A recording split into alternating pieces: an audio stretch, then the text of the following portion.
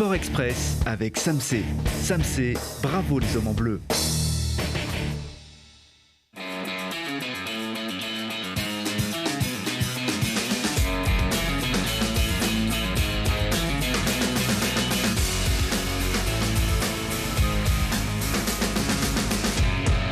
Bienvenue à tous, très heureuse de vous retrouver comme chaque lundi pour revivre les émotions du sport dans les grandes victoires comme dans les déceptions les plus brutales.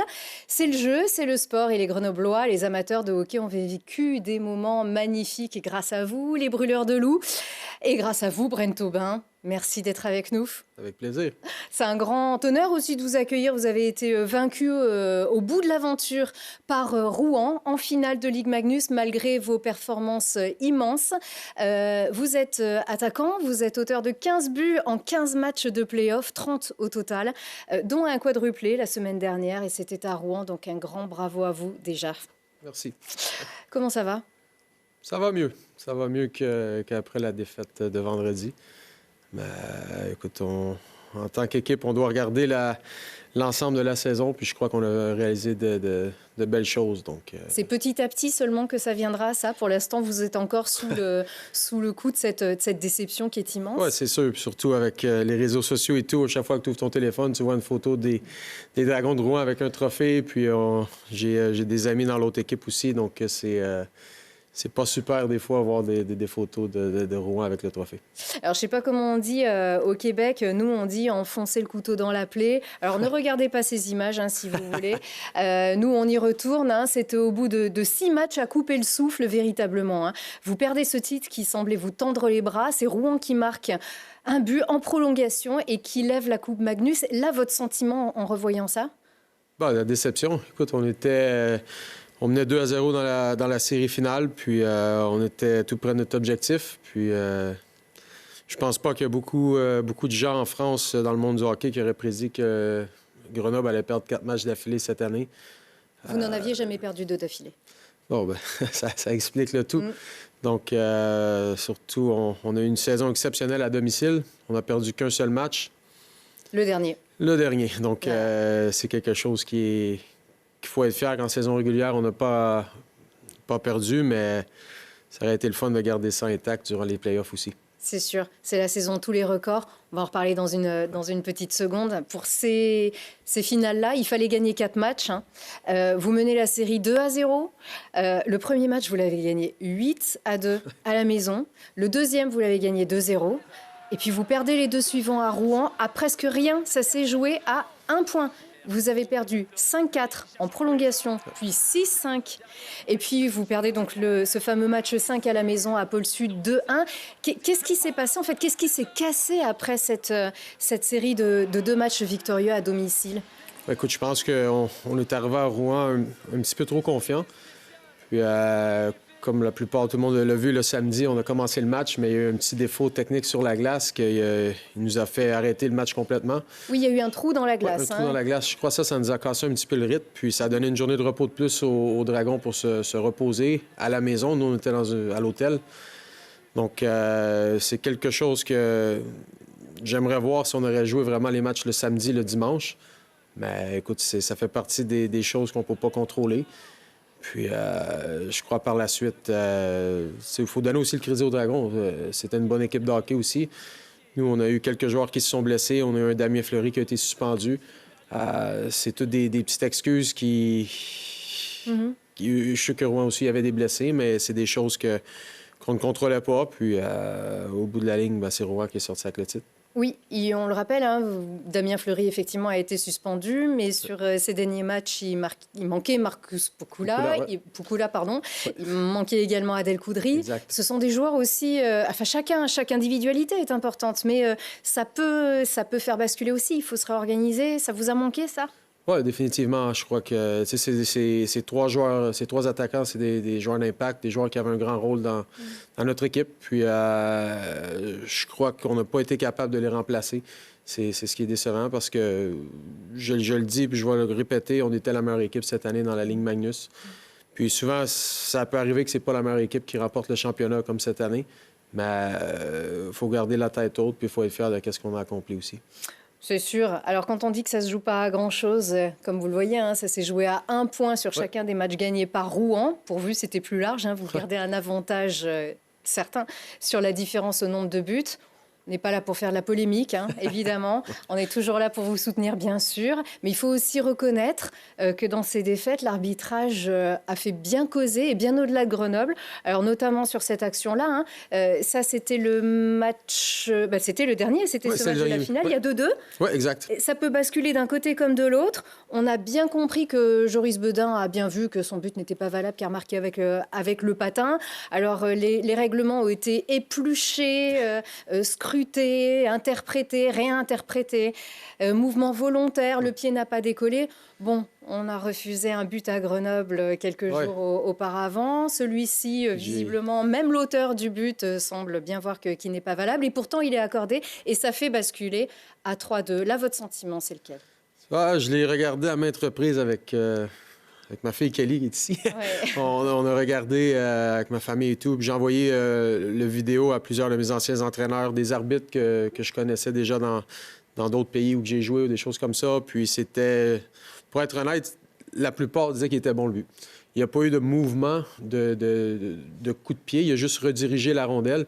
Donc, pour peut-être s'en ressaisir et marquer avec la crosse. Il n'y a pas un mouvement, un coup de pied, comme on dit, comme pour kicker un ballon de foot ou quelque chose. Sinon, le patin décolle. Ouais, c'est-à-dire exactement. le pied décolle. Donc, je suis forcément sur le coup de l'émotion. Puis même avant la prolongation, on l'a vu sur l'écran géant à Rouen. Puis je pense que ça nous a choqué un peu sur le banc. Puis ça nous a peut-être déconcentré un peu de notre tâche. Mais... écoute, comme je disais, 75% du monde que j'ai parlé m'ont dit que c'est décevant, mais le but, il serait été accordé. Puis, et celui de Joël Champagne était valable aussi? C'était pareil? Il a décollé le pied ou pas? Il a décollé le pied, Joël. Ouais, même Joël, il savait aussi. C'est quelque chose, mais c'est qu'un but. On a fait beaucoup d'autres choses qui auraient pu nous aider à remporter le match. C'est juste que c'est des choses qu'on ne contrôle pas. Puis, oui, puis c'est des petits événements qui peuvent changer le cours des choses. Il y a le mental qui peut basculer d'un côté comme de l'autre. Bien sûr, vous pouvez marquer 2 buts après celui-ci, comme vous l'avez fait tout au long de la saison d'ailleurs. Mais quand on est dans ce niveau d'intensité aussi et à ce niveau-là de la compétition, il en faut peu finalement pour basculer de l'autre côté. Écoute, on a eu des chances. Je crois à 2-2, j'ai frappé le poteau. Je crois aussi Sacha Trail, il a dévié un lancer qui a frappé le poteau. Donc, ça s'est joué à des millimètres près. Puis, même le match 3, là-bas, le dimanche, en prolongation, on a eu beaucoup de chances de marquer. Joël Champagne a frappé la tige transversale 1 millimètre plus bas, puis on tombait à 3-0 dans la série. Donc, il y a beaucoup de choses qui rentrent en ligne de compte. Puis, pour gagner un championnat, souvent, il faut que tous les as soient alignés. C'est difficile. Puis, on n'a pas assez près, mais... on n'a pas ressorti avec le titre. On en est désolé pour vous. On est chauvin, hein, mais c'est une grande équipe de Rouen aussi. Oui. Il faut le reconnaître. Hein, c'était une finale magnifique. Oui, je pense que les partisans ont été comblés. Écoute, les 2 premiers matchs ici, je crois, étaient fortement en notre faveur, mais les 4 autres matchs, ça aurait pu basculer d'un côté comme de l'autre. Puis les matchs, il y avait beaucoup d'émotions, il y avait beaucoup de buts aussi. Donc, toutes des choses que les partisans aiment se voir à la télé. Mm-hmm. Mais on a quand même l'impression qu'il manque le bout. Le principal. Ouais, le principal. Exact. Ça, c'est sûr. Pour vous, en tout cas, 15 buts en 15 matchs de play-off, hein, c'est-à-dire en quart, en demi et en finale, dont un quadruplé à Rouen, des triplés, des doublés. Vous avez eu des ailes sur cette fin de saison en particulier. Qu'est-ce qui fait que ça fonctionne à ce moment-là? Écoute... qui avait été blessé, qui a eu 2 blessures. Oui, j'ai eu 2 blessures. Je me suis cassé le doigt au début octobre. J'ai pas manqué de match. J'ai continué à jouer. Je me suis déchiré l'adducteur fin novembre. J'ai manqué quelques semaines. Donc, je crois après la trêve de février, je suis revenu en santé. Puis, ça a tout décollé pour moi. Avant, je me blesse à l'adducteur. Je crois que j'avais pris mon envol aussi. Là, ça recommençait à aller bien. Mais écoute, dans les playoffs, on le dit tout le temps, c'est là que les vrais joueurs se lèvent. Écoute, j'ai essayé de donner le maximum puis amener mon expérience à l'équipe pour remporter le championnat. C'était pas assez, il a fallu en faire plus, mais au côté personnel, je crois que ça a quand même bien été. Mais quand tu es un joueur de hockey, peu importe les statistiques que tu fais, ce que tu veux, c'est remporter le gros trophée à la fin. Puis on n'est pas arrivé, donc en espérant avoir une autre chance l'année prochaine. Oui, c'est la 18e, c'est votre 18, ça fait 18 ans que vous êtes pro. Ouais. C'est une grande saison pour vous? Bah Vous oui, qui c'est avez sûr. connu la Ligue allemande. Oui, ça, notamment. j'ai joué en Amérique, j'ai joué en Autriche, en Allemagne. Écoute, on se le dit souvent, on est chanceux d'être ici à Grenoble. C'est une belle place, une belle organisation, une super de belle ville. J'ai 3 filles, mes 3 filles adorent leur école. C'est vraiment une petite chance de pouvoir jouer ici, de pouvoir représenter les Brûleurs de Loup. Puis je suis très, très fier et heureux de porter leur maillot. Veut dire vous restez l'an prochain ou parce que Je sais pas, je le souhaite. On n'a pas encore eu les réunions de fin d'année, mais il y a une chose qui est sûre, c'est que mon seul objectif, c'est de rester ici. Ma famille et moi, on est tous heureux ici, puis en espérant que l'équipe va vouloir me garder. L'équipe, c'est cette saison en global. Donc pour vous, des playoffs très, très généreux en but. Cette saison des Brûleurs de Loup a été extrêmement généreuse en termes d'émotion, en termes de résultats. La patinoire était remplie. Vous avez battu le record de points. Je l'ai plus en tête, c'est 121, ouais, c'est ça, plus de 100, on va dire entre 118 et 121, c'est sûr. Déjà, un nouveau record pour Grenoble qui bat son propre record de points en saison régulière de Ligue Magnus. 22 matchs, 22 victoires à domicile, invaincu à domicile en phase régulière. Vous avez gagné la Coupe de France. C'était magnifique. Donc, on ne peut pas dire que cette saison est ratée. C'est comme si un coureur prenait le maillot jaune le premier jour du Tour de France et tombe sur la ligne d'arrivée. Oui, je dirais, elle est à 99% parfaite. Écoute, on a eu la chance, là, surtout à la Coupe de France à Paris, avec toutes les familles, les enfants étaient tous sur la glace. Je crois que c'est un beau moment qu'on a pu partager avec eux, puis avec les partisans aussi. On a eu une très, très belle saison, juste qu'il manquait le 1%. Elle est là, la petite famille qui est là. Voilà, magnifique. Donc, non, c'est des beaux moments, des beaux souvenirs qui vont rester gravés dans nos mémoires à jamais. Bon, on vous souhaite que ça se poursuive. Et puis, on est dans quel état d'esprit? Dans ces cas-là, tout ce qu'on veut, c'est ramener la coupe. Ben oui, c'est ça, l'objectif à chaque année. Surtout, comme je dis, à Grenoble, on a une chance d'avoir un président, puis des partisans sensationnels ce qu'ils demandent, c'est le championnat, puis qui nous donnent tous nos moyens pour remporter le championnat. Donc, en espérant qu'on ramène la coupe à la maison l'année prochaine. Oui, c'est sûr. À Grenoble, vous avez découvert quoi? Vous avez découvert ce qui se fait de mieux en France, peut-être avec Rouen aussi, en termes de public. Public incroyable à Rouen, bien sûr. Et à Grenoble, c'était cette ambiance, c'était ce mapping, c'est ce loup qui crache du feu dont on ne se lasse pas. Qu'est-ce que vous avez trouvé à Grenoble ici? C'est un spectacle incroyable. Écoute, de toute ma carrière, j'ai jamais eu autant une belle entrée quand on rentre sur la glace. La patinoire, elle est tout le temps remplie à chaque match. Puis c'est le fun. T'sais, nous, ça nous aide à nous surpasser à chaque match, à chaque présence qu'on va sur la patinoire. Puis pour ma famille aussi, là, d'avoir la chance de voir ça. Mes filles n'ont pas manqué un match cette année. Donc, c'est des choses qui est précieux pour eux puis pour moi aussi. C'est vrai que c'est plein de vie, c'est un spectacle qui se regarde quand on est du côté du grand public comme du côté des supporters. Voilà, on sent que vraiment à Grenoble, tout le monde connaît les Brûleurs de Loup. Ça, vous le sentez vraiment, cette ferveur? Ah oui, écoute, puis c'est des partisans super. Dans la ville, on se fait reconnaître quand on marche, des trucs comme ça. Ça, c'est en Suisse, on y arrivera, parce qu'on a ça aussi maintenant en France. Donc, on a ça à Grenoble. On est le seul mapping de France. Ça s'est mis en place cette année. Ça, c'était assez chouette, mais on a vraiment d'autres animations qu'on va voir tout de suite. Donc, notamment ce fameux loup qui crache du feu. Voilà. Donc, et avec beaucoup de remplissage. Voilà, ça, c'est qu'à Grenoble aussi. Ça, c'est magnifique. Forcément, est-ce que... Alors, tout va se passer évidemment en coulisses. La défaite en finale va probablement changer des choses ou pas plus que ça sur la saison prochaine? Il y a forcément des mouvements en fin de saison. Chaque fin de saison, il y a des mouvements. Donc ça va être au personnel là, en charge des Brûleurs de Loup de prendre les décisions pour former la meilleure équipe l'année prochaine pour ramener la coupe ici. Donc je crois que ça ne sera pas des décisions faciles à prendre, mais c'est ça le métier. Mais c'est pas ce qu'on appelle une fin de cycle.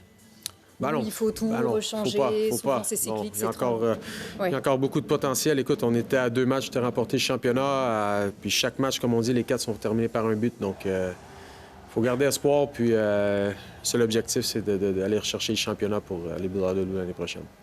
Eh bien, c'est ce qu'on vous souhaite, bien évidemment. Merci beaucoup, Brent. Là, c'est quoi? C'est 2 mois de vacances? Voilà, 2-3 semaines de vacances, puis après, on reprend l'entraînement. écoute, Voilà. Avant un nouveau on va avoir repos, 37 ans cette année, donc on prend pas trop de congés pour essayer de garder la forme avec les jeunes. Donc, La forme, normalement, vous l'avez plutôt bien. Et puis au programme, ça ne sera pas la Coupe d'Europe, ça sera la Coupe continentale. Oui, je l'ai gagné justement avec le Red Bull Salzbourg à Grenoble en 2010 ou 2009, je crois, elle était ici.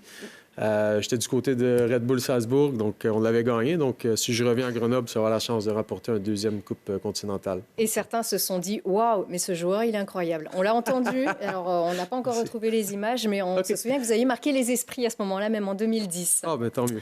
C'est sûr. Merci beaucoup, Brent. Merci et célébrez aussi autant que possible cette magnifique saison une fois que la déception sera passée. Merci beaucoup. Sûr. On a aussi une ambiance qui a beaucoup chuté aussi, puisqu'on peut parler aussi des autres résultats du week-end dernier. C'est que le FCG Rugby qui rayonne cette saison comme jamais a trébuché. Alors, à Nevers, qui réalise avec le FCG la meilleure deuxième partie de saison de cette Pro D2, le FCG a été réduit à 11 contre 15. Il manquait 4 joueurs sanctionnés par un carton jaune. Ça se bagarre aussi un petit peu, Brent, sur le rugby. C'est différent au hockey. Ça, c'est beaucoup plus lourdement sanctionné normalement au rugby. C'est moins, voilà. On a vu pas mal de bagarres aussi à Pôle Sud. Ça se produit moins sur le pré et c'est lourdement sanctionné. Donc, voilà, 5 cartons jaunes en quelques minutes pour le FCG, donc réduit à 11 contre 15 et qui perd 31-14 à Nevers. Mais Grenoble conserve sa deuxième place avec seulement 2 points d'avance sur Mont-de-Marsan. Ça promet quand même une belle fin de saison pour le FCG qui veut monter en top 14. Voilà. Reçu 3 sur 3 aussi, l'aviron grenoblois ramène 3 médailles, or, argent et bronze. C'était au championnat de France à Casaubon. Des beaux rameurs victorieux, dont une belle médaille d'or pour Emma Lunati qui a réalisé une finale exceptionnelle sur son skiff et qui a mis 10 secondes à sa poursuivante. On rappelle aussi que les basketteuses de la Tronche-Mélan ont perdu 48-71 en play-off. Aussi, elles disputent les phases finales de cette Ligue 2 féminine et elles vont disputer mercredi le match de la survie dans ces play-offs.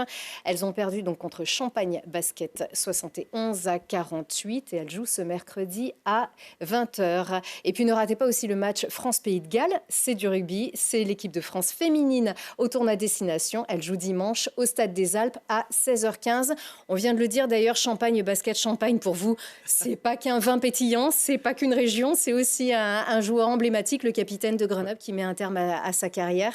Et voilà, on sait que pour lui, vous auriez voulu lui offrir cette belle coupe pour célébrer son départ. Lui qui prend sa retraite, Joël Champagne. Oui, ça aurait été une fin idéale pour lui, mais comme on parlait aujourd'hui, il n'avait pas gagné la Coupe de France encore dans sa carrière. C'est une première pour lui, donc il a réussi à remporter tous les titres qu'il pouvait dans le hockey français. Donc, chapeau pour lui, puis félicitations pour sa belle carrière.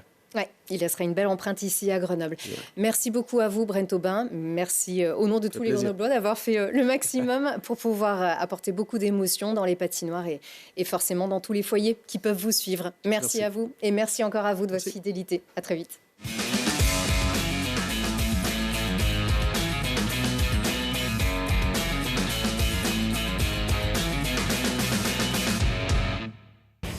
Sport Express avec Samsé. Samsé, bravo les hommes en bleu.